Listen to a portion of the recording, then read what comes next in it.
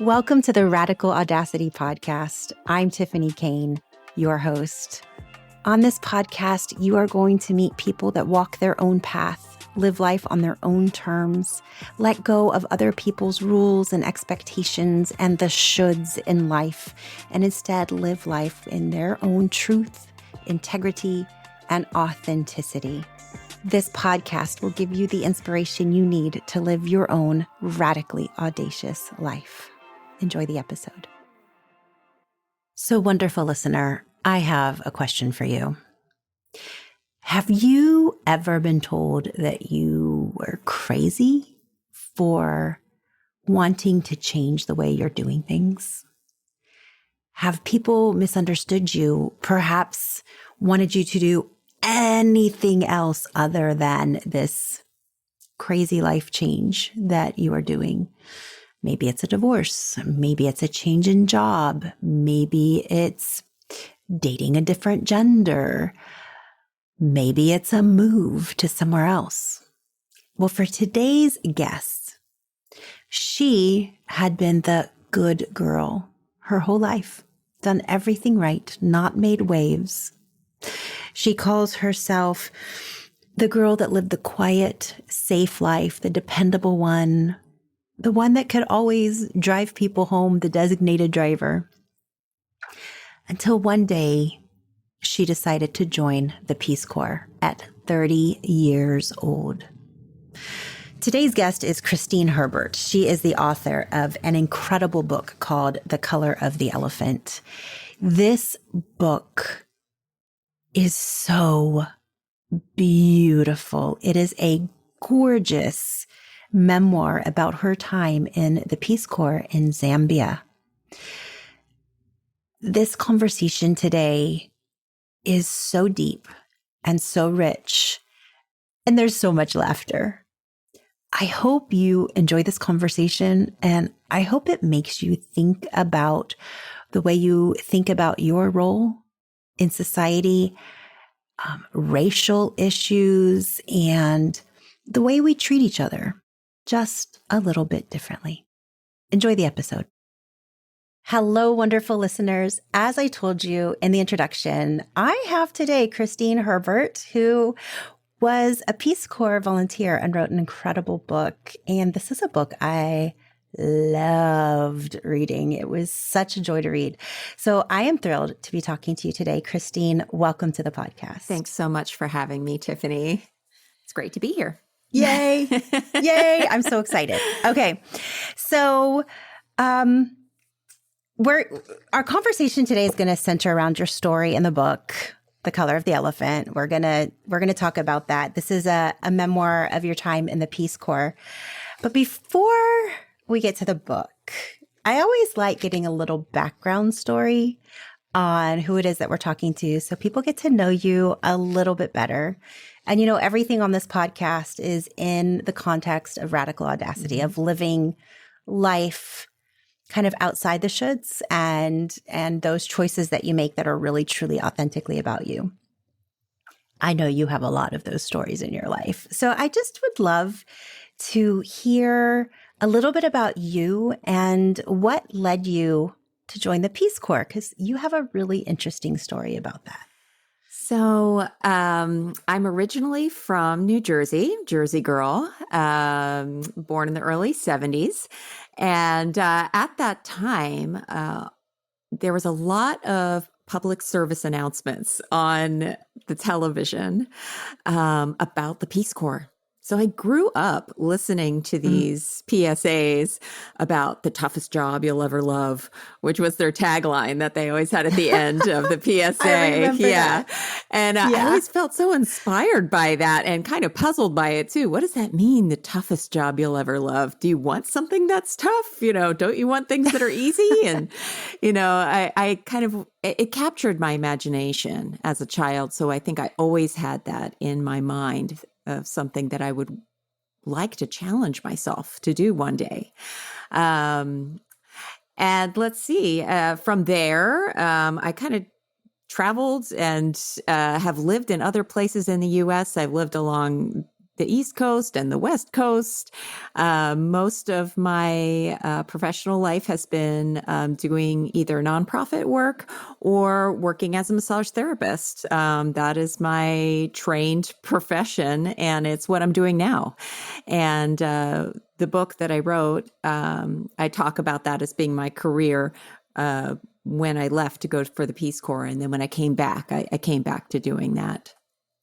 So, so I think that's kind of like me in a nutshell, I guess, for the quick and easy answer, I guess. Digging into that nutshell a little bit here. Most people go into the Peace Corps like right out of college. Yes. It's kind of their public service out of college and the thing that they do. You weren't fresh out of college, though. No, not. You decided to go a little later. I did. It took me a little while. You did. It took me a little while to really make the commitment and say, oh, yes, now is the time. And the instigator for that was I was turning 30. And at the time, it just felt like this milestone, and I saw my friends and, everyone was getting married and having kids and all that stuff. And that my life was not panning out that way. And I thought, okay, that's probably on the horizon for me. What are the things I always said I wanted to do someday before I run out of someday? Right now I'm at a position where I can just pick up and leave my job. I'm just renting, I didn't have any pets. I didn't have a boyfriend. I didn't have anything. I thought this is the time, this is the time to make a change. Yeah, my life is good and it's comfortable and I have friends and a job that I like and all of that. But I can do something else. I have the space in my life for that. And then that was kind of like the push. That and also in combination with 9/11, the events of 9/11 had happened just about a year and a half before I applied to the Peace Corps. It was very much in my thoughts. And that was also kind of a push, to say, what can I do to affect change in the world? What can I do as far as a peacekeeping mission internationally? Really, what can I do? I'm just one person, but I felt this push to do something. And that was pushing me also in my decision to say, okay, this is the time to apply. Yeah. I love that. I love that you listened to that inner voice saying, it's time. There's something I need to do. I need to do this. This is the time. A lot of people have that voice, but don't necessarily follow it or listen to it. If you don't mind, I'd like to actually dig into a little piece of your book because you're a gorgeous writer. And the way you wrote this, I really feel like the listeners will identify with this woman that you draw a picture of. So this is early in the book, and this is you kind of talking about why you chose to volunteer and how your family thinks about you. So do you mind if I read a small piece of it? Absolutely, go for it. All right, you say, I lived such a quiet life, a safe life until this point. I'm the girl who doesn't date, doesn't go out and paint the town red, doesn't speed on the highway, the girl who is consistently elected as the designated driver when she goes to a party with her friends. That's me. I'm the house sitter, the babysitter, the pet sitter. So when Miss Responsible decides to do something a little crazy, like join the Peace Corps, her family and friends can't believe their ears. Convinced I am having some kind of early midlife crisis, suffering some single woman on the edge syndrome, they have begged and pleaded for me to see reason. I love this. I underlined the single woman on the edge syndrome. I think this is really important to dig into. Really important to dig into, because you just didn't just say woman on the edge. Single woman on the edge syndrome, as if there is something wrong with being a single woman at 30. And how could you decide to do this? There's so many layers to that phrase you used. And, this podcast is all about looking at those shoulds in life and dismantling them and disrupting them. I felt such a pull to that passage because It was as if you were saying, look, I've always been the good girl. I've always been the one that everybody could depend on, that everybody could count on. I really didn't do anything wrong. I'm the good girl. And then the time that I decide to do something that feels good for me, everybody thinks I'm crazy. Yeah. And that's exactly what it felt like. I love that. For sure. And I think there is something to that. I like that you're kind of picking apart the threads of this tapestry, this literary tapestry I made, so I can really analyze them. I really did say single woman on the edge. And that's interesting, that I wrote it that way. And I still feel like that is correctly, I'm identifying that correctly. Spoiler alert, I'm still a single woman here. But are you on the edge? On the edge of something, on the edge of really digging in and discovering myself, I think. But yes, not on, this, I'm on the edge, that kind of edge. I find more and more, because I'm single, I have the opportunity and the time and the energy to really discover what I'm about and what makes me tick and what feeds me and what makes me thrive. I think women that are married and have kids, they have a lot of responsibilities and they have a lot of other people's happiness and well-being that they have to tend to, and they don't tend to themselves as well sometimes. But yeah, one of the things that happened when I was applying for Peace Corps was I'm going to just not name names because I think this is an embarrassment for this person, but they were throwing men at me saying like, don't join the Peace Corps. I have somebody that you could date. I have somebody that is interested in you. Like, don't throw your life away. I think she even said that. Don't throw your life. I don't want you to throw your life away. Wow. You have opportunities to live like the rest of us and get married and start a family. And I was like, no way. Like the more I was being pushed in that direction, the more I dug in my heels and I'm like, no, that's not what I want. I want to do this. I want to go abroad. I want to serve others. I want to have an adventure. I don't want this. So yeah, that I think that plays into why I was really digging into that single woman on the edge. Yeah. Oh man, that is so. There was a slightly different direction I was going to go with this question, but now, the don't throw your life away. Here's a man. Yeah, I know. Oh my gosh, so much to unpack with that one as far as just what we imagine the meaning of womanhood and personhood to be and how so many times it has to be defined by whatever relationship we have with somebody else. Yeah. And I kind of wonder, like, if I had been a man, would my family have had such a reaction to that, being like, no, it's not safe. It's not the right time for Americans to go overseas, which is the reaction that I got from my family, really trying to discourage me. Like, no, this isn't the right time. Think about this. This is a little crazy. And I kind of thought, well, is it because I'm a woman that, it's not safe? Would you say the same thing if I was a man?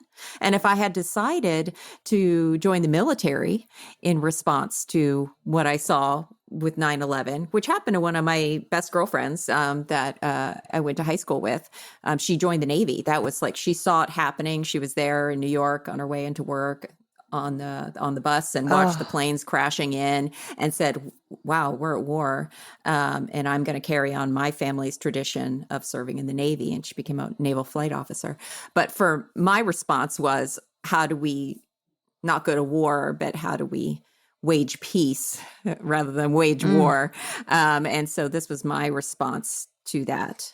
But what if I had said, oh, yes, I'd like to join the military in response to this? I think my family would have given me the same response. This isn't safe. This isn't the time. We're maybe going to war. And I wonder if I were a man, if they would say the same thing. That's such a good question. I mean, knee-jerk reaction is, of course it's because you're a woman. But I do remember that time. I do remember 9/11 vividly. I do remember the fear and the, just all of that was going on. Is it safe to travel? Are these people safe to be around? Yeah, I mean, there was a terrifying time. It was an absolutely terrifying time. I remember I live near San Onofre Nuclear Station in Southern California. Mm-hmm. Dumbest nuclear power plant ever built. It's built on a fault line. Wow. On the beach. It's literally on the beach on a fault line. They've now taken it down, but anyway, I'm not even going to get into that. However, I do remember driving past that like in the months after 9/11 and every time terrified that, what if today is the day the terrorists attack the nuclear power plant? Like just that living in fear. So I'm sure there was a lot of fear for your family in general, whether you were a man or a woman, that, a lot of that came from love. However, that being said, as women, we do get these messages so many times that whenever we're stepping out of the normal gender assigned role for what we are supposed to do of be a homemaker, start a family, all of that kind of stuff, then people are like, wait, what are you doing? And why are you doing that? And this idea that single woman on the edge, that somehow they thought you were crazy, right? Like, and that's happened to women throughout history. This like, oh, she's hysterical. Oh, she's crazy. Oh, she's emotionally unstable because she wants to do this thing that is different from what we think she should be doing. And I think that's why that stuck with me so much. So like, you nailed it on the head with that phrase. It was just such a powerful phrase. Yeah. Nice job. Yeah. Thank you. Thank you. Yeah. I feel like just doing something, like you said, outside of prescribed gender roles, even though things are changing, and I feel like my family's pretty progressive that way, and I was always told me I could be anything I wanted to be. I think there was still a little bit of that societal pressure and ideas attached to that. But I think, yes, to do anything truly courageous or different with your life, I think it makes people a little nervous. I think it makes your loved ones nervous for you. Yeah. Mm-hmm. It does.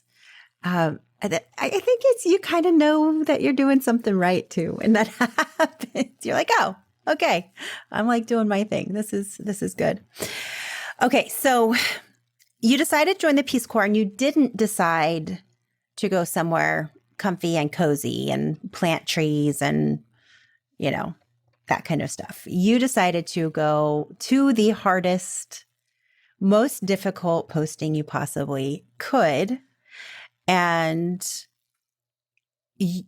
tell us a little bit about this. I want to hear your words talking about where you decided to go and why you decided to go there. And I have so many questions for you. So go on.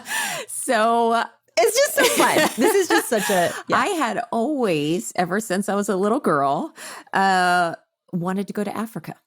And I didn't know why. I'm not sure where the idea came from, except maybe I watched like a lot of National Geographic specials and I just was really fascinated with that area and with the landscape and the animals and the culture, whatever I could get my hands on. I always was really fascinated.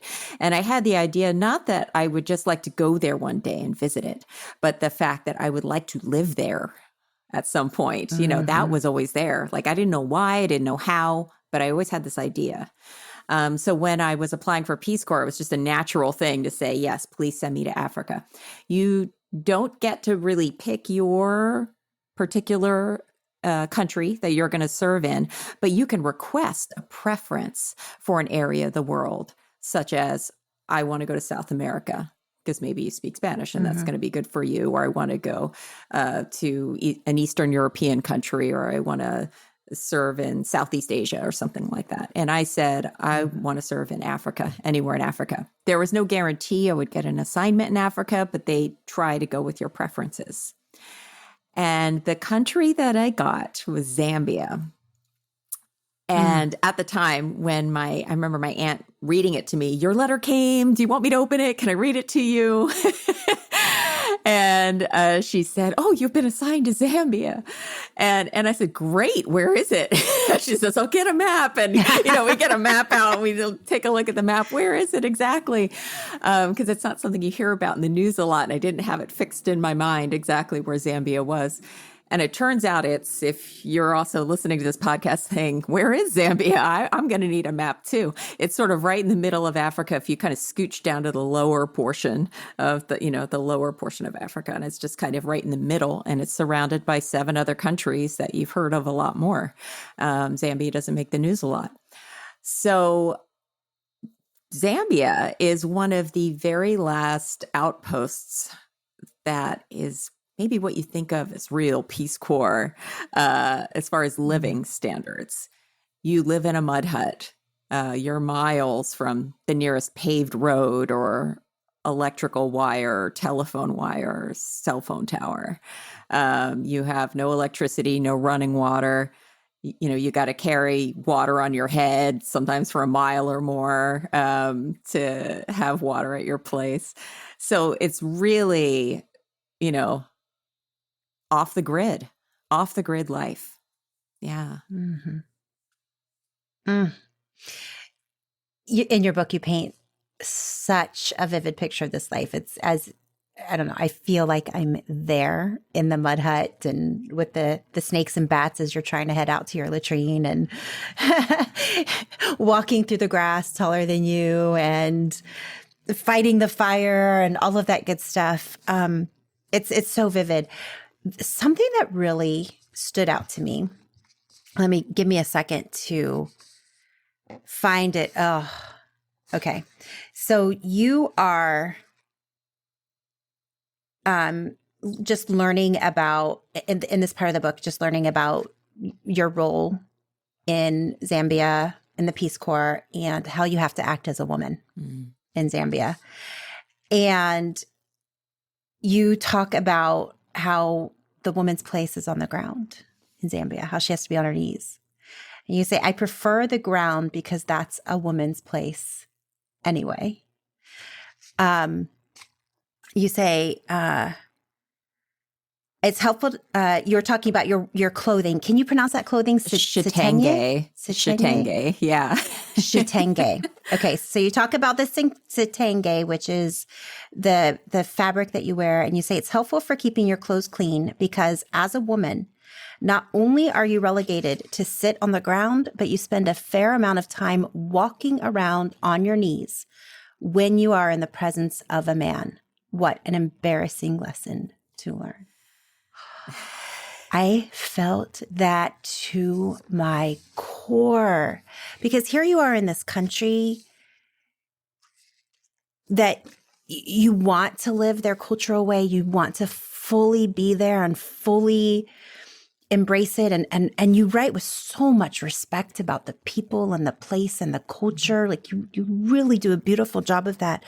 And at the same time, you are having to fight with everything that you know about being a Western woman and your place in the Western world, and having to, I think you can talk better about what was that like, having to learn this new role and take it on and not only accept it, but respect it.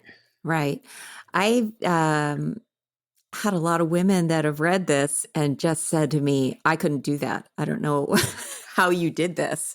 How were you not up in arms? And, just having to live that way, that you were kind of a second-class citizen or subservient to men. And I really felt when I was there, I wanted to embrace the culture as much as I could and respect the culture as much as I could.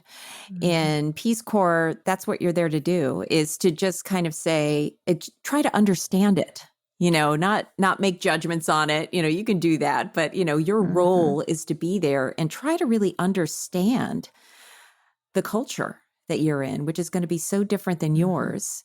And then to take that back to America and share that with other people.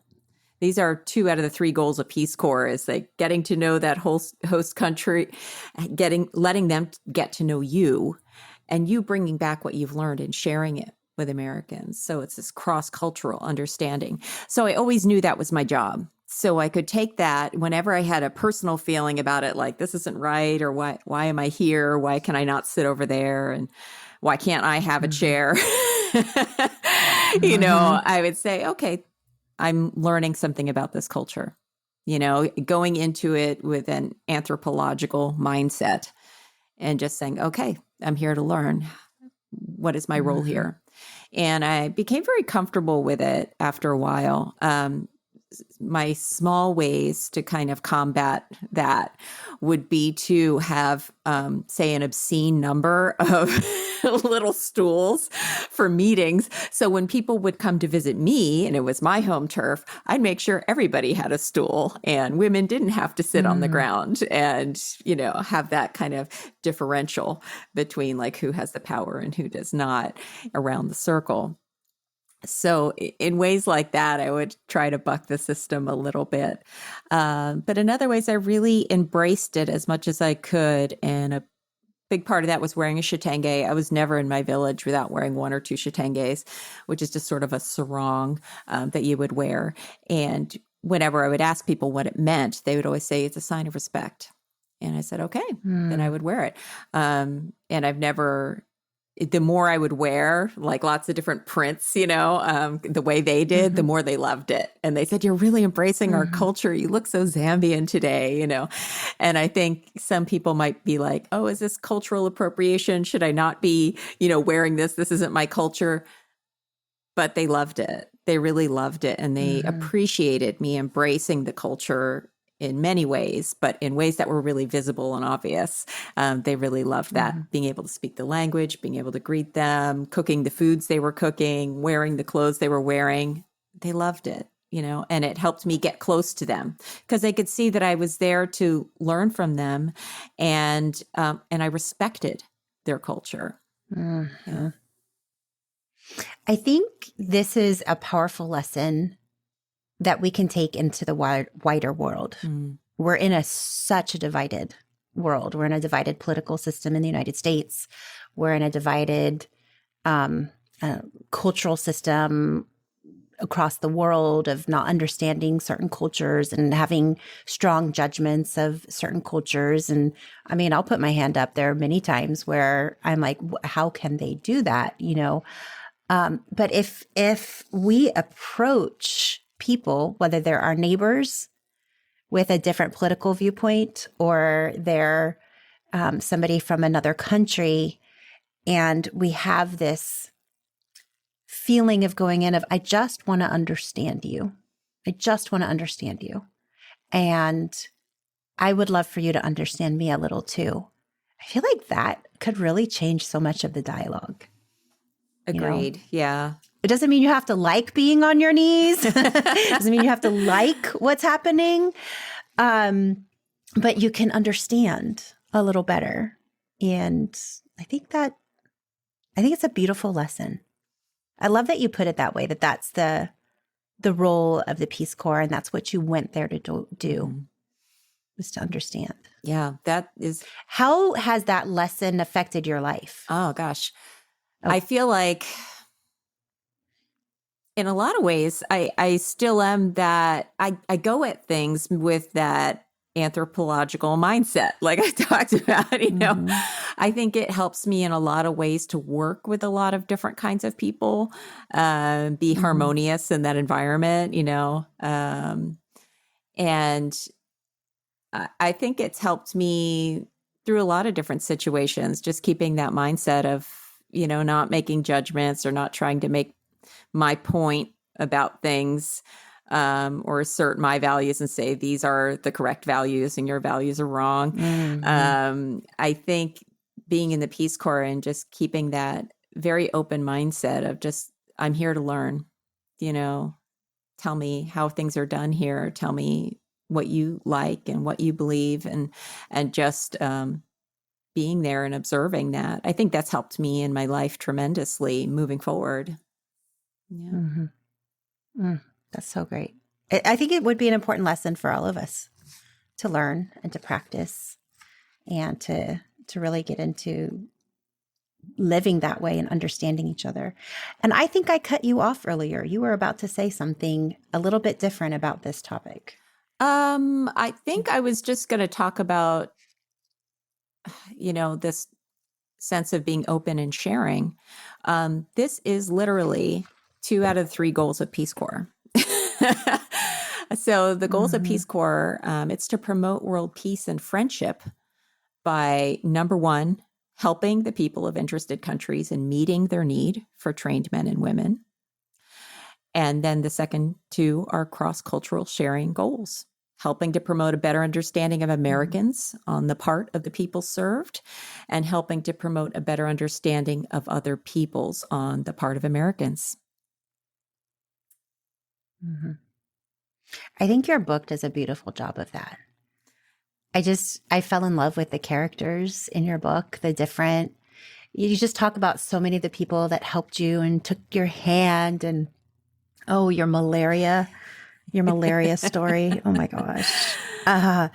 But all of the people that helped you through all of these moments, and you just talk about the people and the culture and everything so beautifully and with such a lovely sense of humor, like a very respectful, beautiful sense of humor. I think you did a really good job of sharing their culture in a beautifully respectful, approachable way. I have never had any desire in my whole entire life to live in a mud hut. However, reading your book, I was like, this seems like a cool experience. How fun. Like these people, like the life, just the way they greeted each other. Like you couldn't pass a house without greeting people. We don't live like that here. Yeah. You don't know who your neighbors are many times. Yeah. So just that feeling of, I'm not going to walk by your house without greeting you. And if you're an elder, we're not even going to shout out a greeting. We're going to sit there and wait until you see us, however long that takes. And it was such a beautiful way you talked about them. What is your favorite memory of the people there? Oh my goodness. Culture? What a question. I have to really think. It's hard to pick a favorite because there's so many, it's years of living there. Probably the one that just makes me smile all the time just to think about it, and it just makes my heart glad to think about, is all the times that the kids would come over just to dance. They would come over and say, we're here to dance, or like bring out the shatenge. So I had like a whole stack of shatenge like by my front door. And this is what I would pass out to the kids, because you didn't dance without a shatenge wrapped around your waist to accentuate the movement of your hips, which is like where all the dancing is happening. For the local dances, it's kind of you're standing in one place and you're doing these hip movements and stuff. So you want to accentuate that. So traditionally, you'd wear some extra fabric around your hips. So I just always have a shatenge right there by the front door to pass out to all the kids. And then they would teach me songs and we would sing and dance together. And it was just lovely. It was just a lovely time. I think that's something that wouldn't happen in your American household, where the local kids would come over and knock on your door and be like, hey, we're here to dance. And you drop everything and say, yeah, let's dance for a little bit. And, that would never happen. Yeah. What a beautiful way to live, though. Yeah. Hey, let's dance. And you think, what's so beautiful about that is with all of the harshness of their life and the poverty and all of the things, like that joy, just being able to completely be present with that joy for those kids. Mm-hmm. It makes me wonder as a parent what we value and what we think brings our kids happiness versus what actually does. The fact that they were there as a group, a social group, and that they felt comfortable coming to you and they wanted to do this joyful, let's dance moment, and that you took the time and you stopped and you were present with them and they were present with you. That's really what our children want. Yeah. And I think we forget it in the Western world a lot. Yeah. Just your attention, your time, your love in the moment that they want it and need it. Yeah, it's a big deal. And some joy. And some joy. Dancing. Mm-hmm. Yeah. So beautiful. Can we get to the title of your book? Oh, sure. Because that was my moment in the book. It's like, okay, I get it. It's no secret. You're a white woman in an African country. There is a lot of white savior type of concern. I mean, you can hear it in how you're writing of that. That is absolutely something that you have no desire to propagate or to act like. And yet your race comes up over and over and over again. Will you talk about your title? The title of the book is The Color of the Elephant. And so I was like, oh, this is such poetry. And it's truly, I think, as a white woman, answers to me a lot of the inner turmoil I feel in a lot of my social issues and the way I approach things. So I just loved it. So share away, I talk please. about in the book about how race often, at least in America, becomes sort of the elephant in the room. And you don't want to bring it up for fear of perhaps saying the wrong thing. You don't want to appear ignorant. You don't want to create offense.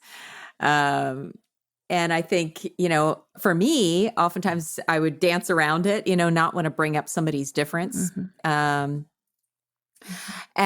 I thought, well, gee, when I go to Africa, I wonder if, they're going to do the same to me, like not want to bring it up or, mention the fact that I'm different or that I have a different background or social status or whatever, that they're not going to bring it up to be polite.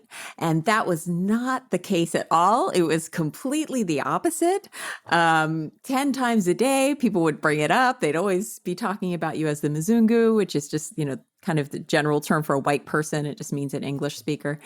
And, they were always bringing it up, and if you're at a meeting, they would make a special point to be like, if you didn't notice, we have a Mzungu with us today, I even talk about once I was passing this schoolyard and the kids were getting their photographs taken, their school photos, and they saw me and they waved me over and they insisted I sit there and hold each child on my lap for their individual photo.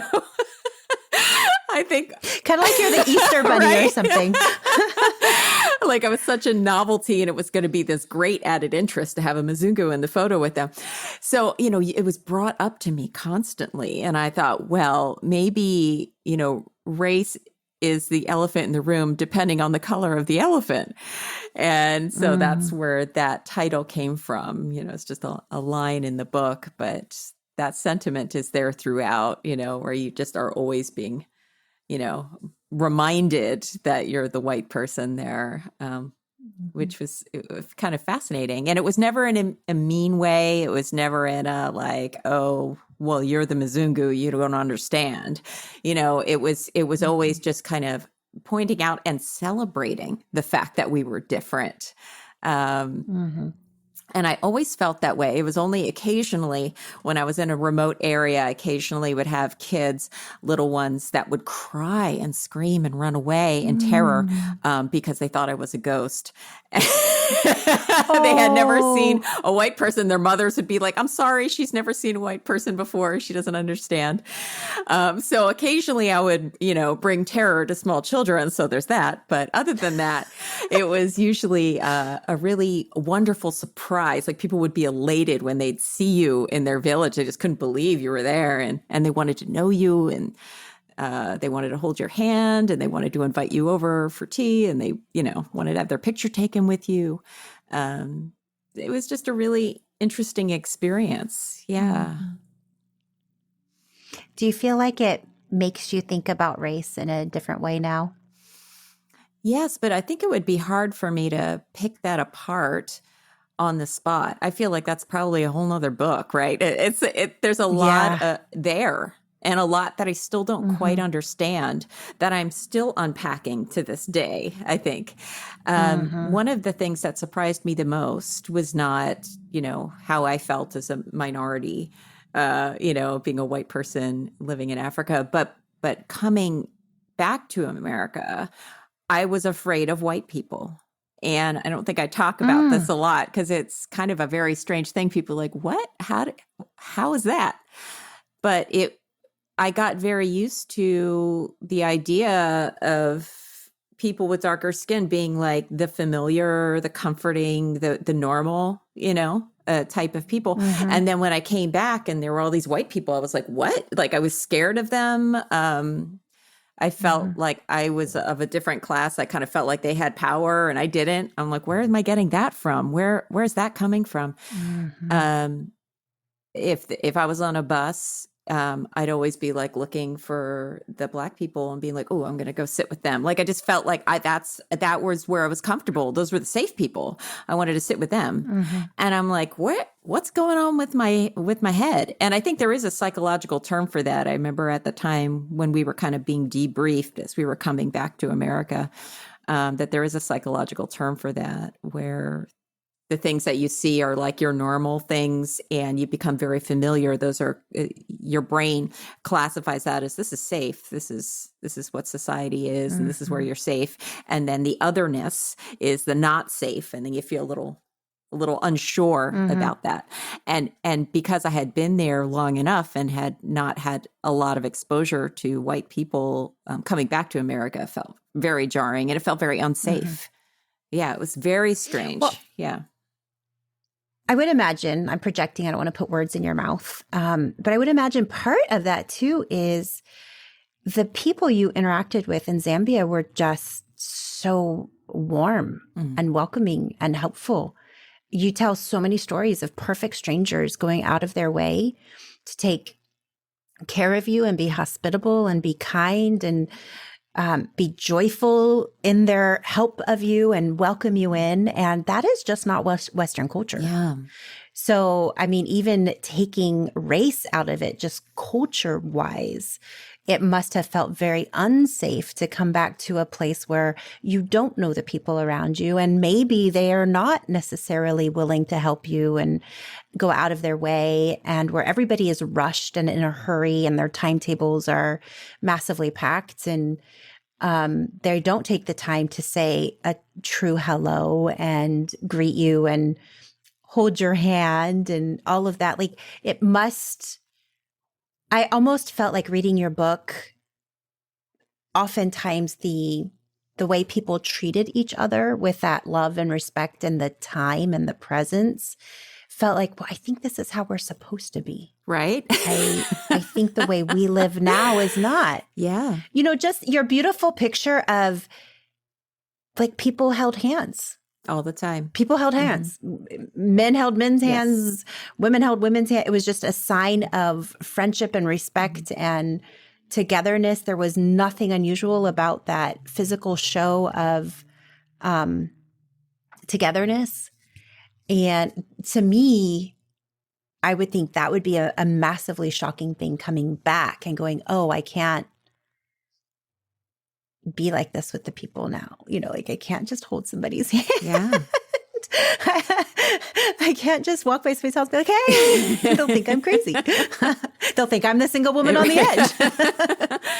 Yeah, there's something to that. Just like you said, the presence that you will give to everyone, whether you're just passing them on the street or they're your neighbors, you'd always give of them your time and your attention and never just be like, I'm too busy, and just be on your way. And, here you can just walk down the street in the city and no one will make eye contact with you. Forget smile and greet you and ask who you are and how you are and what religion you are, which was a totally normal thing to ask in Zambia. There's no personal, there's no such thing as too personal, right? You just go right for it.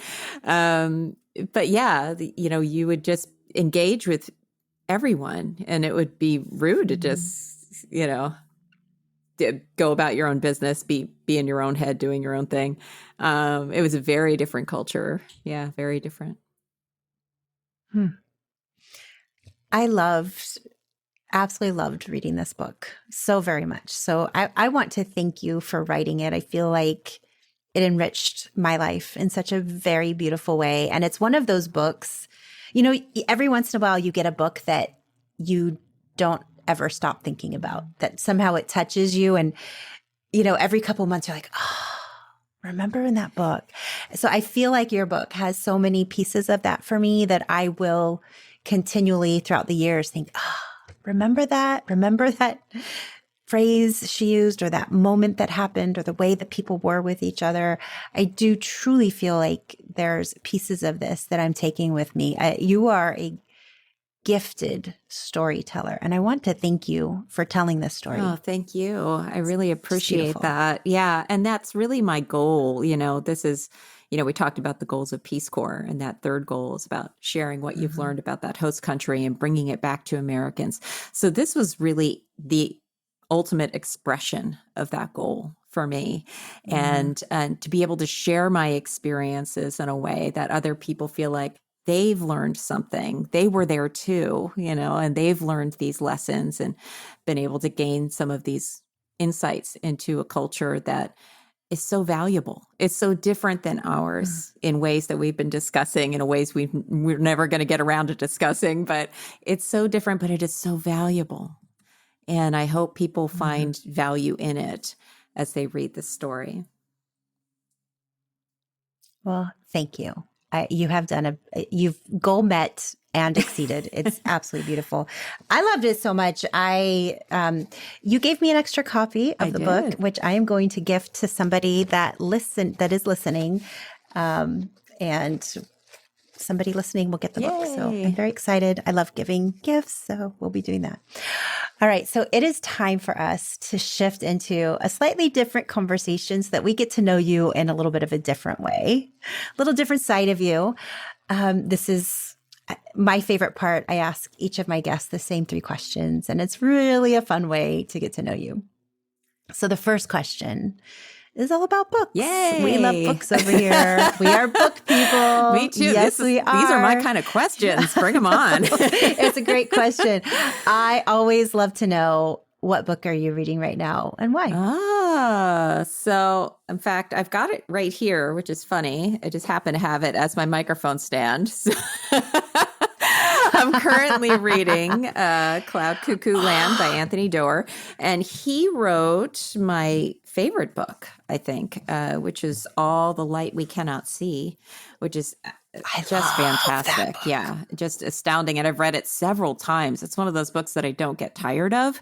And so I've been really excited to read this. So I'm only about halfway through, but it's really wonderful. There's lots of different timelines and different stories, and I'm kind of waiting for them all to weave together. So, and it's just the kind of story I like, where you can't necessarily see where it's going. Some people read certain genres because they love that formula. They love that cozy mystery formula. They love that romance novel formula. They know what they're going to get. They know where the story is headed. I like stories that you have no idea where they're headed. You have no idea what the point's going to be. And, I know you don't know what you're going to learn or experience. And yeah, I love surprise. Maybe that I just love that feeling of anticipation, like, ooh, what's going to happen? What's next? So this is a great book for that. I love it. You are my second guest that is reading that book. And it's definitely on my reading list. So I will be buying that book soon. Thank you. I'm excited about that one. All right. They are making the movie of your life, and you get to pick 3 songs for the soundtrack. What would they be? Oh, so this is a lot harder of a question. I know, it's the hardest question I ask. It is the hardest question of the interview. I'm not going to lie. It's the hot seat question. Right? Because, there's so many different things that happen in your life, all the different flavors of music and feeling.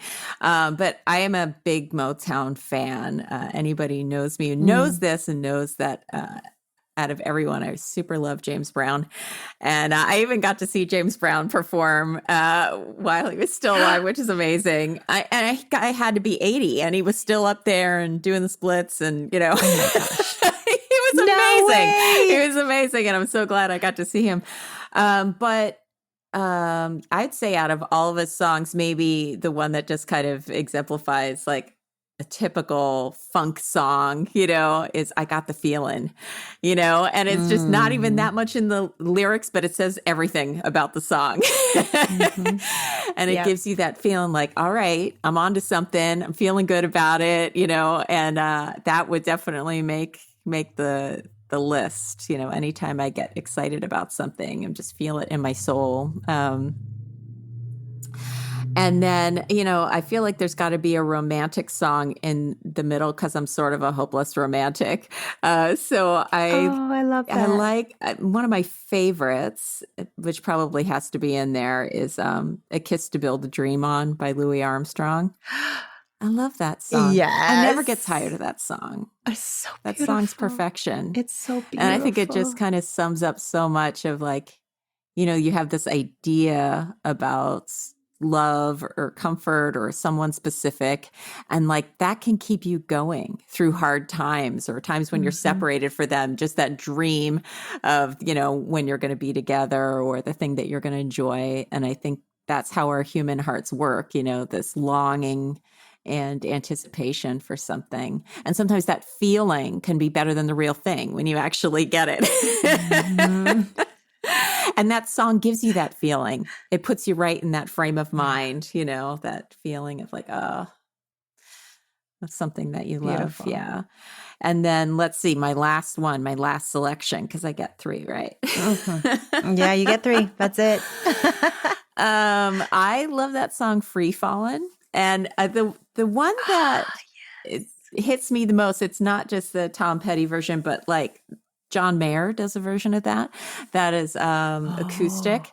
And it's like a totally different flavor of that song. But sometimes, you know, in your life, you just have everything taken out, the rug taken out from under you maybe. And you're just kind of like, oh my God, what's happening? What's next? Where am I going? Yeah. We all have that feeling of just the not knowing and then forging a new path, and then that gets taken away and then you forge a new path, and that's life. So I feel like that's got to figure in there because we all experience that. And I've certainly had my fair share of those moments, you know, where everything was kind of taken away and I didn't know what I was going to do next. And then eventually you do. Beautiful song selections. Beautiful. I like your soundtrack. I really do. Beautiful soundtrack. All right. Last question. Oh, I wish we could talk longer. My last question is, my last question is, the show is all about making those hard decisions. Like the path, your radically audacious path is often the most difficult path you could be on, but it is the right path. And so I always like to know, what is an act of radical audacity you've done recently, which I'm really glad you said heck yes to. I'm going to say the most recent would be right now being on this podcast with you. I'm an introvert and I don't kind of put myself out there a lot, I'd say, in a social context. So for me to, I feel like the most audacious thing I've done is release this memoir, and it is a very candid memoir, as you know, having read it. And I really do talk about everything, whether or not it's embarrassing or not. In fact, if it's embarrassing, all the better. I wanted to put it in. They were the parts of the book that just made me love you so much. I mean, the bathroom with malaria, when you had malaria and having to use that public restroom, and I just wanted to hug you. There's so many mortifying after you had a shower. Yeah, right. A lot of mortifying experiences. And I think that's the kind of thing that people like to read in memoirs. I like to read that in memoirs. You know, don't hold back. Tell me how it really was. Don't sugarcoat it. And, you know, show me how human you are so that I can really feel that I understand you, you know, because we've all had these kind of moments. And so sharing these, you know, in my book was one thing. I could write it exactly the way I wanted to write it. And then now everybody's reading it. And so strangers are reading it, families reading it, friends reading it. And so it's like, oh, okay, now they have a better understanding of me, which feels nice. But now it's the public speaking engagements that follow that I was like, ooh, I wasn't really even thinking about that. And so these moments when I'm sitting with just a one-on-one interviewer, like we're doing today, or I've been in, giving talks or doing book clubs and doing author Q&A, like zooming into people's book club or attending them if they're local, and just being in the hot seat and having people ask me questions and me talk about them. To me, that is my most current radically audacious thing that I'm doing, is really meeting with groups of people and talking about my life. Yeah. Well, thank you for taking this radically audacious step of letting us get to know you, because I think it is one of the greatest gifts we can give each other, is to truly let people get to know us. Yeah. So thank you. Thank you so much for that. It's been a pleasure. Yeah.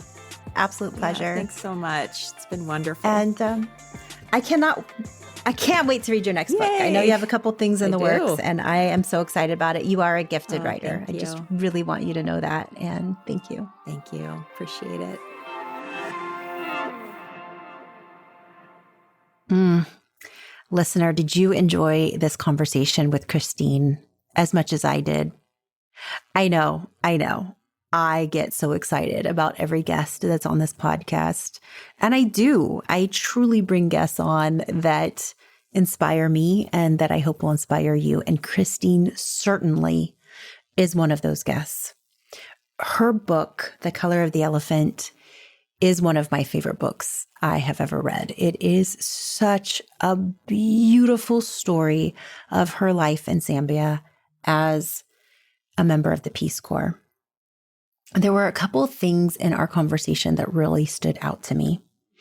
For one, it was her anthropological viewpoint when she went to Zambia.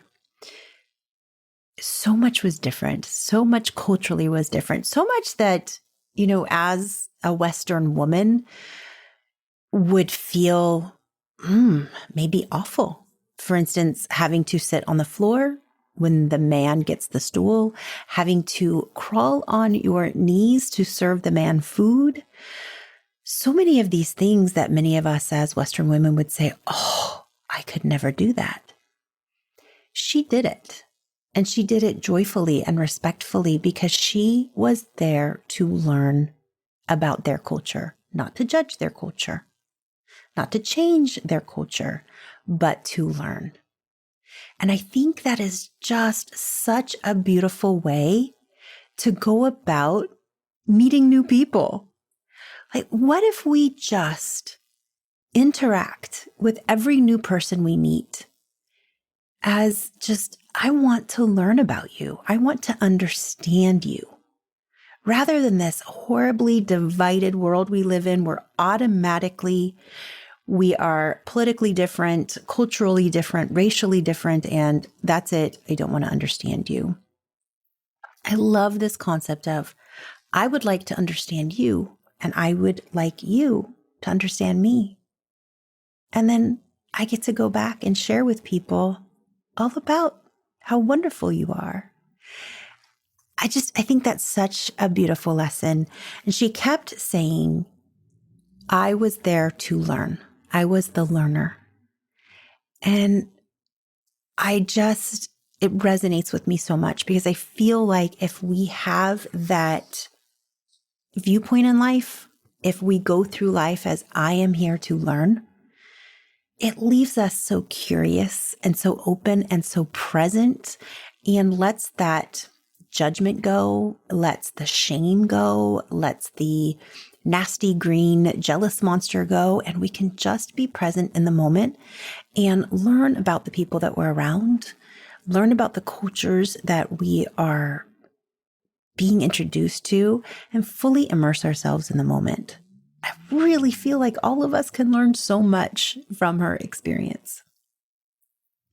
There's so many beautiful points in this book, so many moments when she learned beauty from the people around her.